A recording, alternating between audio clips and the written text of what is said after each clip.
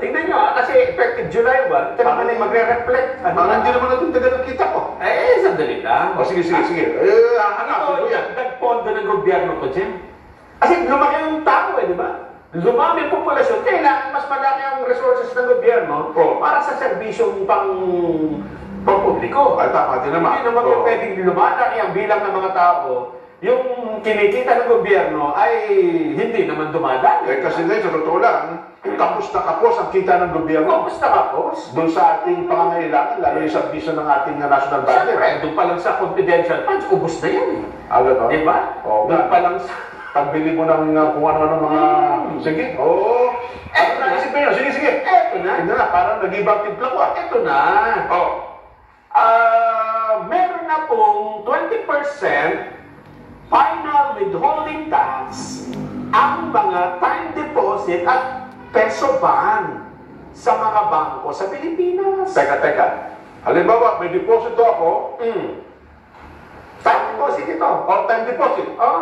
Ano ang nila? Yung capital ko o yung kita ng time deposit ko? Eto, basahin natin. Sige. Basahin natin. Magkamali tayo dito, ha? Baka magsasa ako ng labahan yan. Pinag-aawayan to sa social media ngayon, ha? Ayun ba yun? Maraming mainit ang ulo dito. Nag-iisip ako ano yung 20% na hinihingi doon ni Ralph Recto. Ang sabi nung marami dyan, ano ba namang klaseng gobyerno ito? Pero ako na nga, yun nasa bangko. Yun na nga. Kakantasan pa nila Kaya nga nila deposit 20%.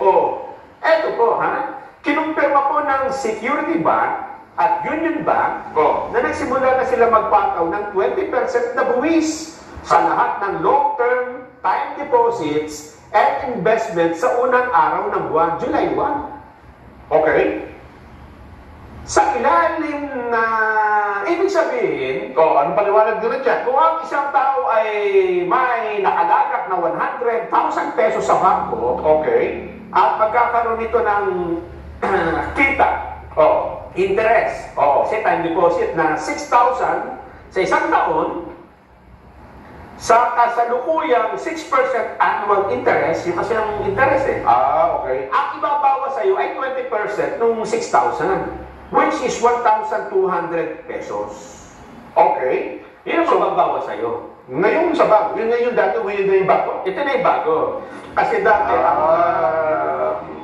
hindi naman pala ibabawasan, kung 100,000 ang pera mo sa bangko, hindi ang babawasan yung 100,000, kundi yung tinubo. Yes. Sa loob ng isang taon. Yes. Napakalit na nga lang ng tubo ng pera di ba? Nabinbin na nga dyan Ay, totoo ka.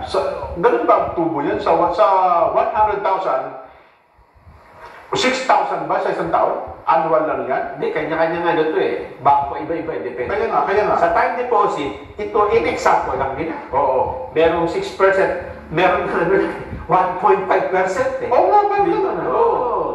At saka automatic naman nakikita mo, di ba? Lalo kung ngayon na online banking, tumubo yung pera mo ng 50 pesos.